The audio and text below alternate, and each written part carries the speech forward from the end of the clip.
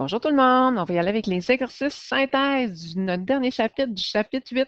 On nous dit au numéro 1, le méthanol, aussi connu sous le nom d'alcool méthylique, est un alcool utilisé comme carburant, solvant et antigel. Par exemple, il sert de combustible pour alimenter les réchauds à fondu. Il entre aussi dans la composition de certains biocarburants et les produit commercialement selon la réaction qu'il y a là. Donc, l'alcool méthylique, c'est le CH3OH. À une température fixe, qu'on s'en fout pas mal, qu'on peut mettre un X dessus, dans un contenant d'un volume de 2 litres, on trouve un nombre précis donc de grammes, une masse là, de méthanol. Méthanol, c'est du CH3OH.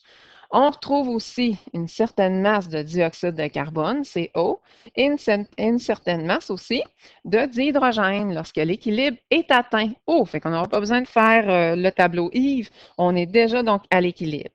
Quelle est la constante d'équilibre de cette réaction à cette température-là? En autant que la température ne change pas, là, on s'en fout un peu de la température. Fait que nous, on peut commencer, c'est sûr, par aller écrire avec l'aide de notre équation. Là, j'essaie de trouver, donc l'équation, elle est ici. Notre constante d'équilibre, c'est toujours la concentration des produits divisée par la concentration des réactifs affectés donc d'un exposant.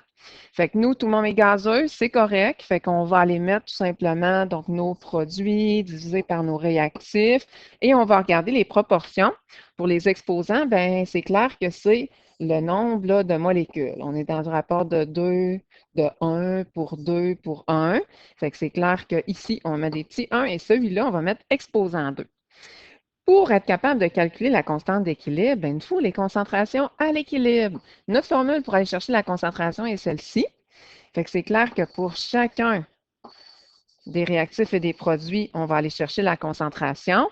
Mais avant, on n'a pas le nombre de moles. Fait qu'on va aller chercher donc le nombre de moles au préalable pour chacun. Donc, nombre de moles divisé par le volume pour chacun des réactifs, chacun des produits. Puis ensuite, quand on a notre réponse, ben, oh, notre nombre de moles est en haut. Donc là, on va comme changer ça donc un peu. Là. Tiens, je vais mettre ça plus vers le bas, comme ça ici. Notre nombre de moles, tiens, là, là et là. Donc, le nombre de moles divisé par la masse molaire, nombre de moles divisé par la masse molaire, nombre de moles divisé par la masse molaire, donc de chacun. Et ensuite, là, par exemple, avec nos réponses, on va aller écrire notre nombre de moles dans la formule nombre de moles divisé par volume, nombre de moles divisé par le volume, nombre de moles divisé par le volume, et on va avoir la concentration que je vais aller encadrer de chacun. À partir de ça, bon, là, on peut faire le calcul de la constante d'équilibre. Fait qu'on va faire la concentration ici de nos produits divisé par nos deux réactifs et ça nous va nous donner la constante d'équilibre. On nous demande comme question en B, peut-on dire que la production de méthanol par ce procédé est largement favorisée? Ben non, parce que dans le fond, là, la constante d'équilibre, ben, elle est plus grande que 1. Ben, c'est sûr que on dit que la réaction favorise la formation des produits, donc du méthanol, mais là, c'est juste de 10,5. Fait qu'on ne peut pas dire que c'est largement favorisé.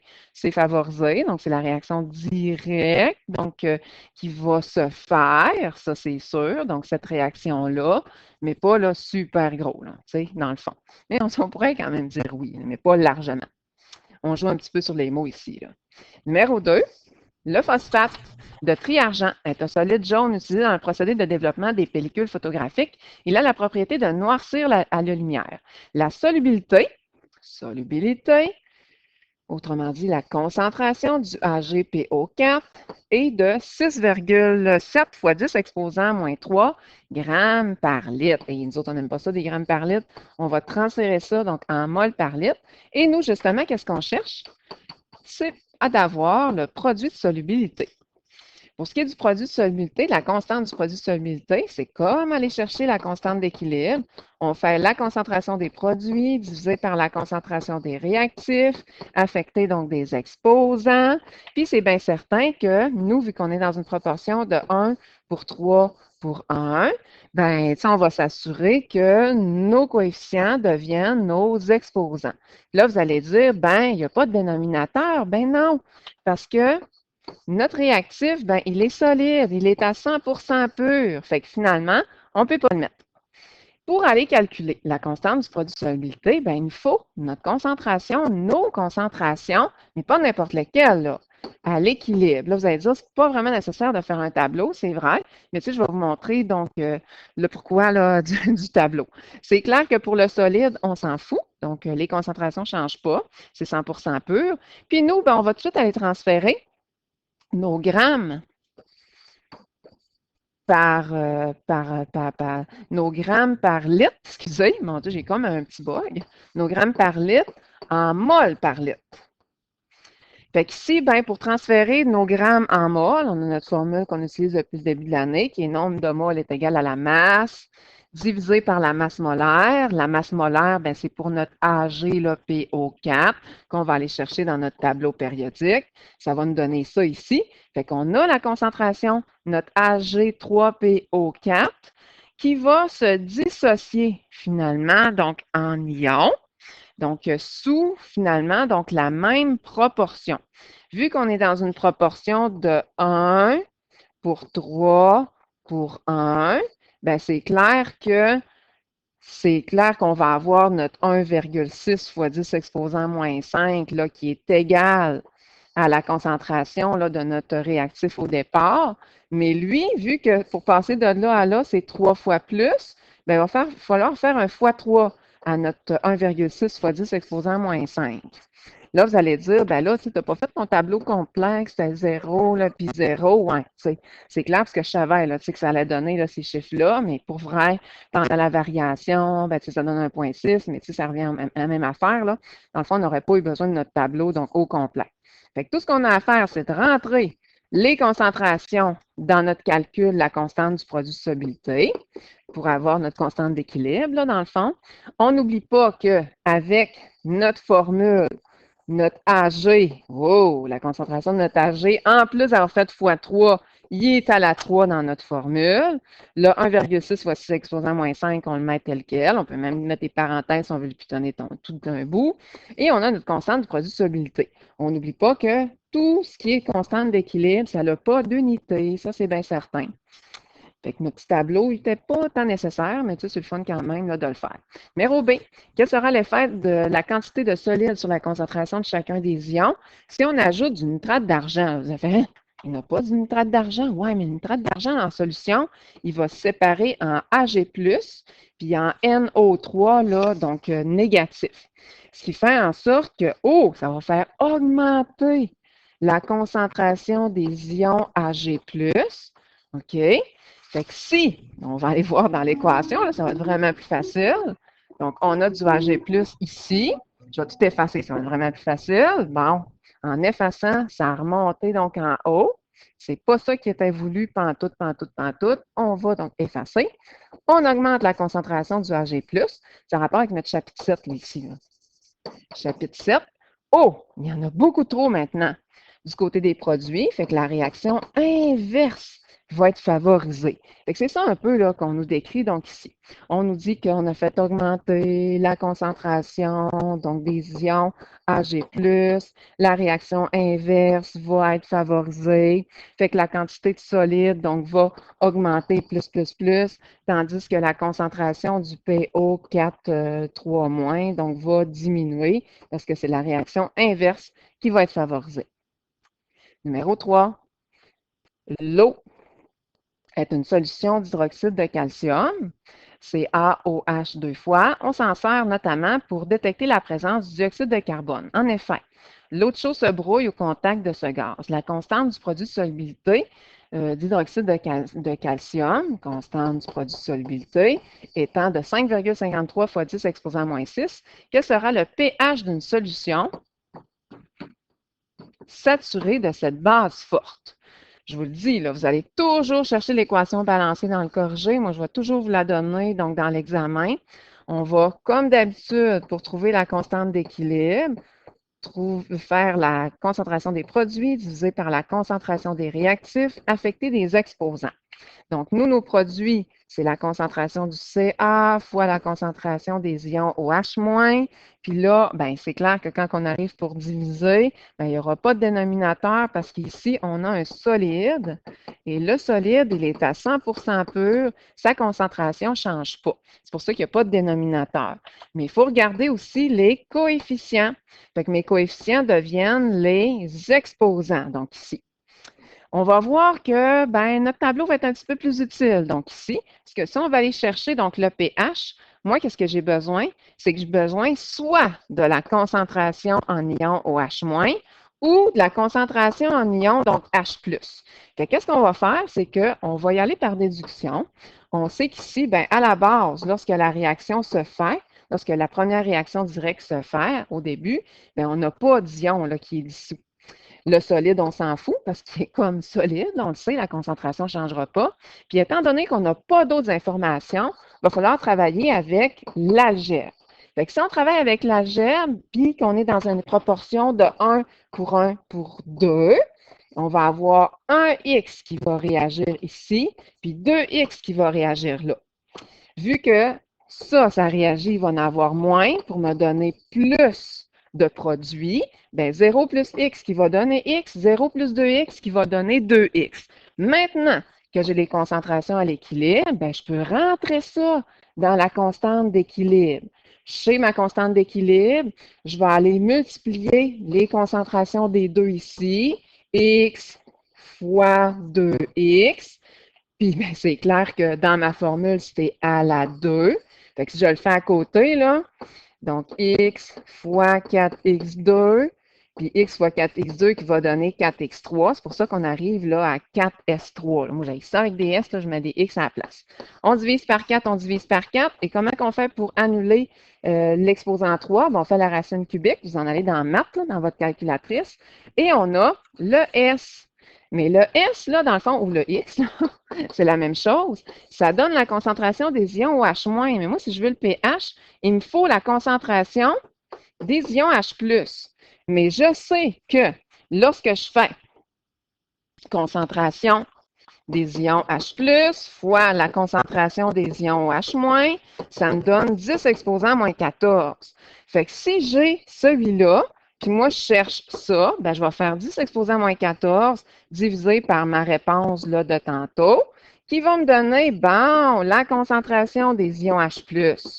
Fait que là, je vais pouvoir entrer ça dans ma formule de pH, puisque moi, à la base, qu'est-ce que je cherche? Je cherche le pH, comme on s'était dit tantôt. Je le trouve, yeah, ça me donne un chiffre plus grand que 7, ce qui fait en sorte que je sais que j'ai une base, tout simplement. Maintenant, pour le numéro,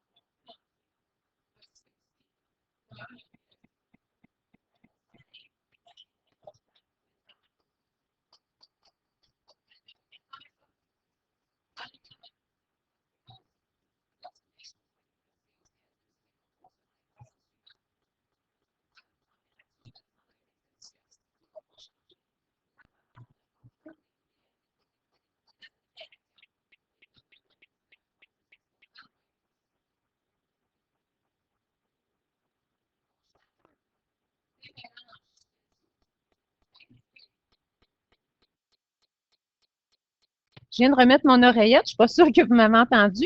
Fait que dans le fond, là, le numéro 4, on n'y touche pas. Pourquoi? Ben, c'est parce qu'il faut faire un tableau IF pour chacune des acides, mais vous pouvez le faire après ça, donc on peut les classer là, tout simplement. Mais tu sais, ce n'est pas nécessaire, là, il est comme trop long un peu, là, puis on fait beaucoup de pratique.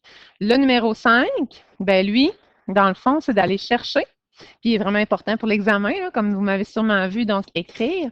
Donc, c'est d'aller chercher la constante d'équilibre, donc de chacun des mélanges. Puis on nous dit que la valeur à l'équilibre est censé être égal pile à 2,19 fois 10 exposant moins 10. On nous dit chacun des mélanges, on nous donne la concentration de chacun. Les concentrations là, sont déjà à l'équilibre. Puis on veut savoir, dans le fond, là, si l'équilibre donc est atteint. Fait qu'on va aller regarder si c'est égal, plus grand ou plus petit que 2,19 fois 10 exposant 10. Fait qu'on commence avec le mélange 1, ici, tout le temps. On va tout le temps utiliser la même équation, concentration des produits divisée par la concentration des réactifs, affecté des exposants. Vu qu'on est dans une proportion de 1 pour 1 pour 1, bien, c'est clair que les exposants donc, sont de 1. Fait que tout ce qu'on a à faire, c'est qu'on prend les chiffres du mélange 1, fait qu'on fait la concentration des produits divisé par la concentration des réactifs et ça nous donne la constante d'équilibre. Dans ce cas-ci, ben, c'est sûr qu'on a une constante d'équilibre qui est plus grande que notre 2,19 fois 10 exposant moins 10. Fait que ça veut dire là, que c'est comme si là, que notre constante d'équilibre était plus grande que 1, là, finalement. Fait que c'est clair qu'on a comme passé de ouette. Fait que c'est la réaction inverse qui va être favorisée. Là, vous allez dire, ben ouais, mais là, tu sais, dans notre tableau, là, dans nos notes, là, finalement, là, tu nous avais dit, nos notes, là, à la page 4, tu nous avais dit que quand la constante était égale à 1, l'équilibre était atteint. Donc, c'était OK. Donc, c'était atteint. Quand, admettons là, que c'était plus grand puis plus petit que 1, pourquoi j'ai écrit 0, je ne sais pas, c'est 1, bien là, on disait que c'était inverse ou direct. Oui, mais là, on fait comme si là, que le 1 est égal à notre 2,19 fois 10 exposant moins 10, puisque notre température est à 100. Hein, donc, c'est pour ça. Fait que là, le but, là, c'est vraiment de vérifier si on n'a pas assez droit ou bien si on arrive directement là, sur notre constante d'équilibre. On fait la même chose avec le mélange 2, fait que c'est la même formule. Fait qu'on va aller prendre les chiffres ici de notre mélange 2, puis tantôt, on va faire la même chose avec les concentrations de notre mélange 3. On fait le même calcul, donc toujours la concentration des produits par la concentration des réactifs. Puis là, ben ici, hein, donc ça nous donne un chiffre vraiment, là, vu que c'est 10 exposants, puis là, c'est quand même petit, là, c'est 10 exposants moins 12, ça nous donne un chiffre vraiment plus petit que 2,19 fois 10 exposant moins 10. Fait que ça veut dire que c'est plus petit. On n'a pas encore atteint la constante d'équilibre. Fait que la réaction directe doit se faire donc de plus en plus. Notre mélange 3, quand on fait notre calcul, on multiplie puis on divise, bien, Colin, on arrive directement sur notre 2,19 fois 10 exposant moins 10.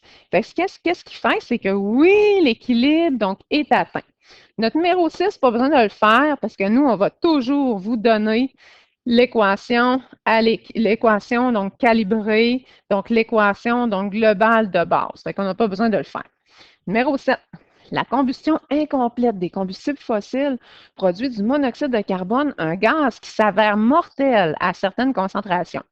Le système catalytique des voitures permet d'en éliminer une grande partie de la combustion du monoxyde de carbone, qui peut atteindre l'équilibre selon l'équation qu'on a là, donc qui suit.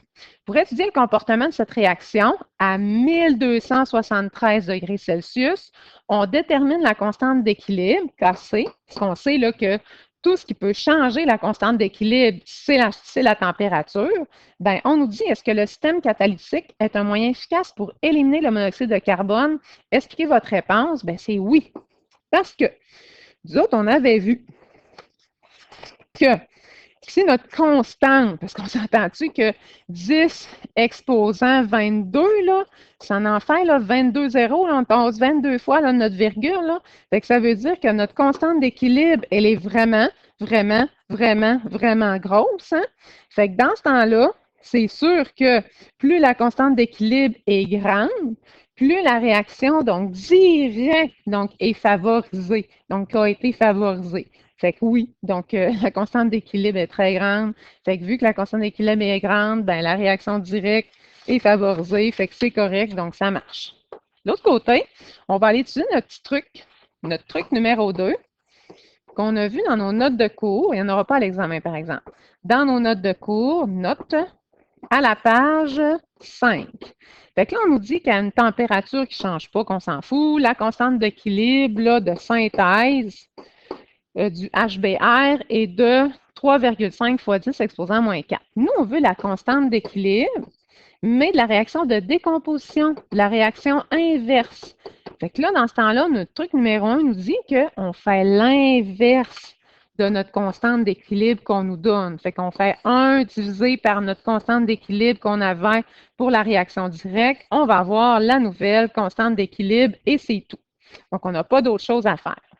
Numéro 9. On nous dit, en vous basant sur les données du tableau 8.16, indiquez si la réaction d'ionisation de l'eau est endothermique ou exothermique. Tout simplement, si, dans le fond, on explique notre réponse, on nous dit que, quand on regarde le tableau là, à page 8,17, on remarque que quand la température augmente, la constante d'ionisation de l'eau va augmenter aussi. Si on se fie au tableau qu'il y a dans nos notes à la page 5, quand on a une augmentation de température puis la constante d'équilibre augmente, dans ce temps-là, on a affaire à une réaction qui est endothermique. Bien sûr, à l'examen, on n'aurait pas ça, parce que on n'a pas notre tableau là, pour aller voir, là, puis on n'aura pas non plus ce genre de questions comme ça, mais il faut comprendre un peu le principe quand même. Numéro 10, le dioxyde d'azote se décompose selon l'équation suivante. On a un ballon qui a un volume de 500 millilitres. On se rappelle que des millilitres, nous autres, on n'aime pas ça. On divise ça par 1000 pour mettre ça en litres. Puis on place dans ce ballon-là un nombre de moles de 2,5 de dioxyde d'azote. Fait que notre dioxyde d'azote, là, notre NO2. Lorsque l'équilibre est atteint, là, on constate que la concentration en dioxygène est de 1,5 mol par litre. On veut la constante d'équilibre de cette réaction. Fait que premièrement, pour aller chercher des points, on va faire l'expression de la constante d'équilibre, qui est la concentration des produits divisée par la concentration des réactifs, tout le temps la même affaire. Donc, effectuer des exposants qui sont les coefficients. Tout mon est gazeux, c'est correct, on les met toutes. On regarde aussi les coefficients qui sont de 1, 2, puis 2. Fait que dans le fond, on va aller mettre les exposants à la bonne place. Puis on fait toujours une multiplication des produits divisée par la multiplication des réactifs. Nous, si on va aller calculer la constante d'équilibre, qu'est-ce qu'on a besoin? C'est qu'on a besoin de la concentration à l'équilibre de chacun des réactifs, de chacun des produits. Qu'est-ce qu'on va faire? C'est que justement, on va aller calculer la concentration, qui est nombre de moles sur le volume. On va le faire pour notre NO2. On a notre nombre de moles, on a notre volume qu'on va mettre en litres, on divise et on a notre concentration au début. Ensuite, à l'équilibre, on nous dit que la concentration de H2O est rendue à 1,5. Qu'est-ce que je peux déduire? Je peux déduire que, au départ, des produits, j'en ai pas. Parce qu'au départ, la réaction directe est censée être favorisée. Mes réactifs réagissent, j'en ai moins, pour me donner plus ici de produits. Je vais essayer de compléter mon tableau. Je suis chanceuse, je n'aurai pas besoin de faire de l'algèbre parce que j'ai deux indices dans la même colonne. 0 plus quoi qui me donne 1,5? C'est 1,5 et je vais respecter les proportions. Vu que j'ai dans une proportion de 2 pour 1, ici, on n'a pas le choix. Il va en avoir 2 fois plus. Fait que je vais faire 1,5 fois 2.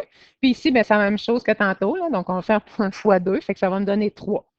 5 moins 3 qui me donne 2. 0 plus 3 qui me donne 3. J'ai mes concentrations à l'équilibre. Je vais aller les placer dans ma formule. On n'oublie pas que la formule, s'il y a des exposants, il faut que j'y traîne. Hein? Ça, c'est bien sûr, puis j'y calcule.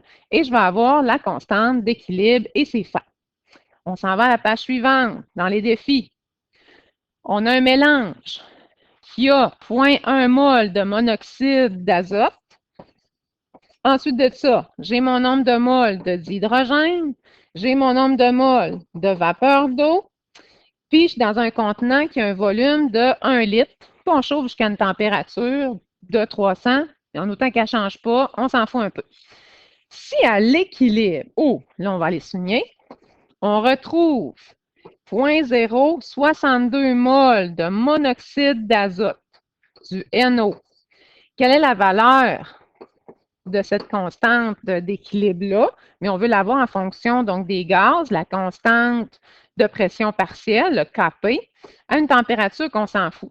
Fait qu'au lieu d'avoir là, des crochets, donc admettons, là, habituellement, ben, la constante d'équilibre, là, c'est toujours la concentration des produits divisée par la concentration des réactifs.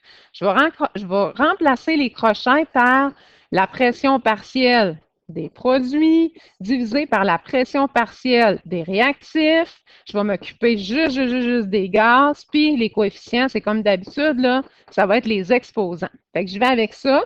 Tout mon est gazeux, c'est correct. Je suis dans une proportion de 2 pour 2 pour 1 pour 2. Fait que c'est clair que je vais aller mettre mes exposants à la bonne place ici. Vu que là, je suis en pression partielle, dans ce temps-là, là, je ne travaille pas avec la concentration. Pas en tout, là. Je ne travaille pas avec ça. Je vais aller travailler avec la pression. Donc, je vais prendre PV est égal à nRT. Je vais aller isoler mon P, parce que c'est ça que je cherche. Fait que je vais aller calculer pour chacun, que j'ai des renseignements, la pression. Fait que pour chacun là, que j'ai, je vais me faire de l'espace pour tout avoir. Je vais y aller avec le nombre de moles qu'on me donne, fois mon R, la constante des gaz parfaits, fois ma température, finalement, que je me fous pas tant, qui ne changera pas, puis je divise tout le monde par le volume. Je vais avoir la pression de chacun, comme lui ici, là, c'est initial. Lui, c'est au début. Lui, la pression du H2O, c'est au début. Et ici, on se rappelle, hein, dans le texte, on nous avait dit que c'était à l'équilibre. Quand on ne précise pas que c'est à l'équilibre, ben, ça veut dire que c'est initial. Fait que j'ai mon 249 ici, initial, mon 1247 initial. On me parle de mon H2O initial. Lui, on n'en parle pas. Je le déduis. Déduire que c'est à 0. Puis on a ici la pression partielle à l'équilibre de 154,6 ici. Ouf! J'ai une place où est-ce que j'ai deux indices. Je suppose que c'est la réaction directe qui va se faire. Autrement dit, mes réactifs, ils vont réagir, je vais en avoir moins pour me donner plus de ça. Donc, ça moins ça. Donc, ça moins quoi qui va me donner 154,6. Donc, si je soustrais mon 249,4 moins mon 159,6, je vais avoir mon 94,8. Vu qu'on est dans la même proportion ici, bien, ça va être 94,8 à côté. Ici, oh, j'en ai deux fois moins, fait que je vais diviser mon 94,8 par 2. Et ici, je suis dans la même proportion. Je fais mes petits calculs. 1247 moins 94,8 qui me donne ça. 0 plus 47,4, c'est logique. Puis mon 249,4 plus mon 94,8 avec mes concentrations à l'équilibre. Je les ai tous. Fait que c'est ça que je cherchais. Je peux rentrer ça dans ma formule à la bonne place. Concentration, puis je l'ai là en haut, là, ma formule. Là.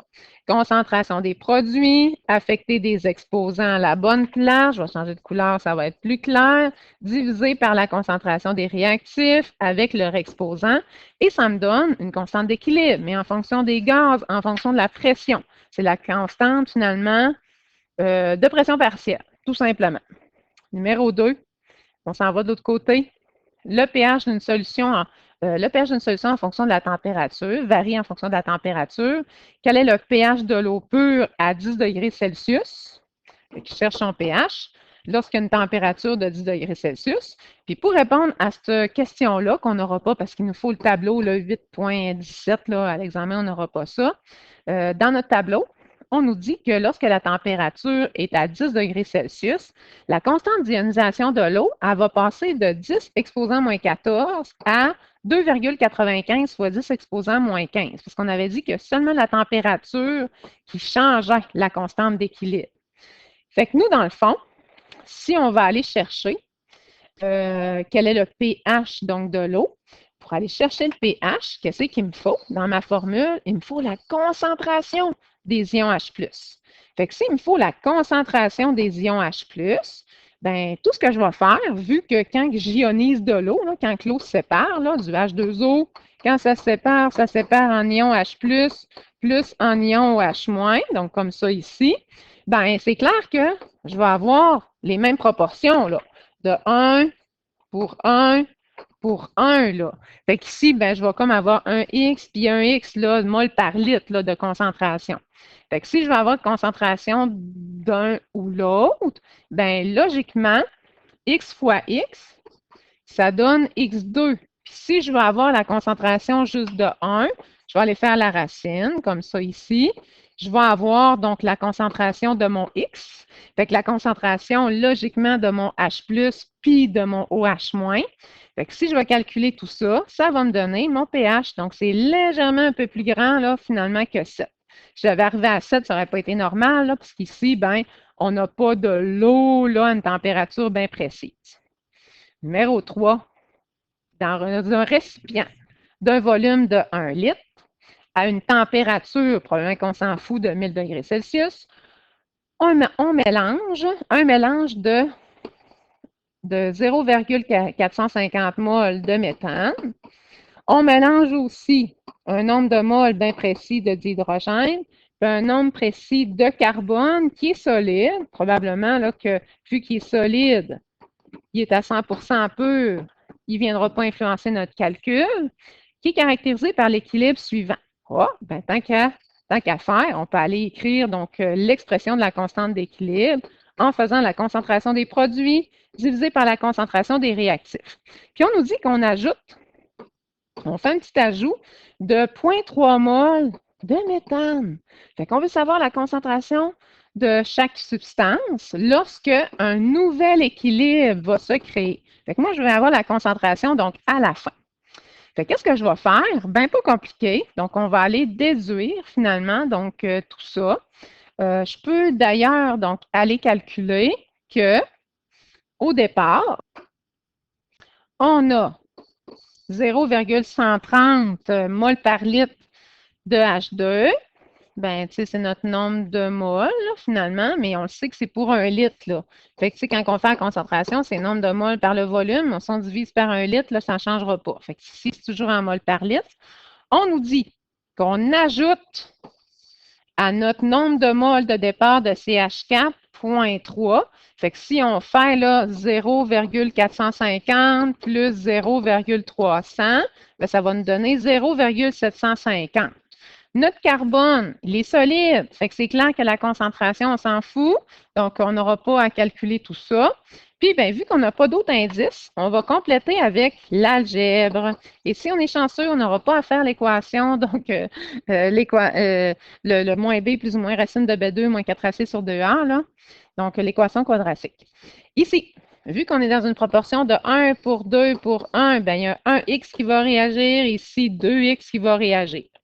Vu que la réaction directe va se faire logiquement, les réactifs vont réagir, je vais en avoir moins pour me donner plus de produits. C'est pour ça ici que je vais faire un plus et là, je vais faire un moins. Fait que si j'additionne 0,130 plus 2x, bien, coudonc, ça donne 0,130 plus 2x, puis 0,750 moins x, qui me donne la même chose ici. Pour avoir bien, la constante d'équilibre, puisqu'ils ne nous l'ont pas donné, donc on a travaillé avec nos chiffres de base. On a travaillé avant de faire notre ajout, là, sans ajout. Sans ajout. Fait qu'on avait une concentration de CH4 de 0,450. On avait la concentration de H2 de 0,13, donc à la 2, parce que ça, c'est à la 2. On se rappelle qu'avec avec l'équation, il faut respecter les coefficients qui deviennent les exposants, donc ici, et ça nous donne 26,6. Nous, on a fait un ajout, donc comme ça ici, fait que ça change un peu donc la donne, fait qu'on va avoir la concentration de chacun à la fin. Fait qu'on va prendre la constante d'équilibre, on va remplacer donc le 26,6, on va remplacer nos chiffres à la bonne place, puis oh mon Dieu, on va avoir probablement qu'on va avoir besoin de la formule quadratique, donc ici, là, probablement. Donc, si on n'est pas capable d'isoler, on va tout égaler nos chiffres à 0. Fait que si je vous aide un peu là, à isoler, le contraire de diviser par tout ça, ben, c'est fois tout ça.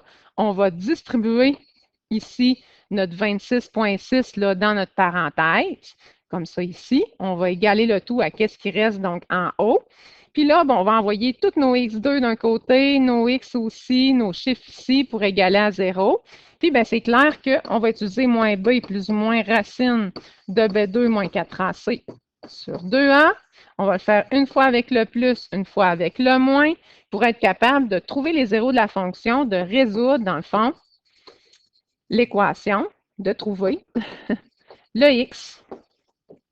Que vaut le x? Il y a toujours un chiffre qui va être négatif. Le chiffre négatif, ben, on l'annule parce qu'une concentration négative, ça n'existe pas. Donc, dans ce genre de problème, fait que mon x est égal à ça ici. On se rappelle hein, que pour aller chercher le a, je vais peut-être un peu trop vite là. Donc, le a, c'est tout simplement le chiffre avant le x2. Le b, c'est le chiffre avant le x. Et le c, c'est le chiffre tout seul, donc qui n'a pas de x, qui n'a pas de x2. On le calcule deux fois, comme on disait, puis on trouve que vaut le x. Fait que ça veut dire que notre x ici, là, tiens, je vais le mettre en noir. Notre x ici, notre x là, ben si je vais le calculer, là, puis je remplace mon x, donc à la bonne place, qui est égal à 0,0180, donc je vais avoir la concentration de chacun à la fin, tout simplement. On s'en va avec notre numéro 4 de l'autre côté. Est-ce que c'est le dernier numéro? C'est comme l'avant-dernier. Numéro 4, on a l'acide benzoïque, qui est un additif alimentaire qui augmente la durée de conservation des aliments. Sa constante d'acidité est de 6,5 fois 10 exposant à moins 5. Sa solubilité, hein, on va mettre ça comme ça, est égale à 2,9 grammes par litre. Ouh, nous autres, on n'aime pas ça, donc des grammes par litre. Habituellement, on travaille en mol par litre.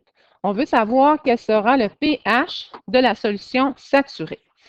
Je vais toujours vous donner l'équation. Là, vous allez la chercher dans le corrigé pour aller chercher la constante d'équilibre. C'est toujours la concentration des produits divisée par la concentration des réactifs affectés des exposants. Nous, qu'est-ce qu'on a? On a des grammes par litre. Fait que pour changer nos grammes en mol, on a notre formule du début de l'année. Fait qu'on va tout simplement faire notre masse divisé par la masse molaire. La masse molaire, c'est tout le temps là, de notre réactif. Donc, qu'on veut faire réagir, qu'on veut dissocier en ions. On divise et ça va nous donner, donc là, la concentration en mol par litre. Donc, c'était déjà en litres, fait que ça nous donne la concentration. Fait que c'est la concentration de notre acide, pas à l'équilibre, sinon il nous l'aurait dit. Donc, c'est la concentration au début. Normalement, on n'a pas d'ions formés, donc au départ. Fait que la réaction directe va se faire, les réactifs vont réagir, vont en avoir moins pour me donner plus de produits. C'est pourquoi ici, on va faire un plus et là, un moins. Vu que je n'ai pas d'autres explications, je n'ai pas d'autres données, je n'ai pas d'autres renseignements, bien, je vais y aller avec l'algèbre. Je n'ai pas une colonne où est-ce que j'ai deux renseignements puis que je peux déduire qu'est-ce qui va se passer pendant la variation. Fait que je vais y aller avec les proportions de 1 pour 1 pour 1. Fait que je vais avoir 1x, 1x, 1x qui va réagir. Puis là, je fais comme si c'était des chiffres. 0 plus x qui donne x ici dans les deux cas. Puis 2,37 fois 10 exposant moins 2 moins x, bien, coudonc, qui donne 2,37 fois 10 exposant moins 2 moins x. Je fais comme si que mes concentrations à l'équilibre étaient des chiffres. Même si c'est des expressions algébriques, je les rentre ici. Les produits que je vais aller multiplier, je divise par mon réactif et là, je vais isoler le X. Je sens que on ne sera pas content. On va aller distribuer notre 6,5 dans notre parenthèse. X fois X, ça me donne X exposant 2. Et voilà, j'ai une équation du second degré. Équation du second degré. C'est ça qu'on craignait. Ce qui fait en sorte qu'on va être obligé d'utiliser la formule quadratique. Moins B plus ou moins racine de B2 moins 4AC sur 2A. Fait que je vais utiliser une fois avec le plus, une fois avec le moins. Là, vous êtes censé être capable d'isoler donc le X, égaler tout ça à 0 pour trouver les zéros de la fonction. Le chiffre avant le X2, c'est le A. Le chiffre avant le X, c'est le B. Et le chiffre tout seul, puis on traîne le négatif s'il y en a un, c'est le C.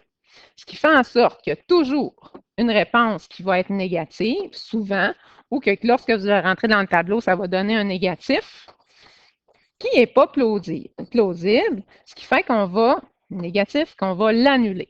Fait que notre X choisi, là, c'est celui-là.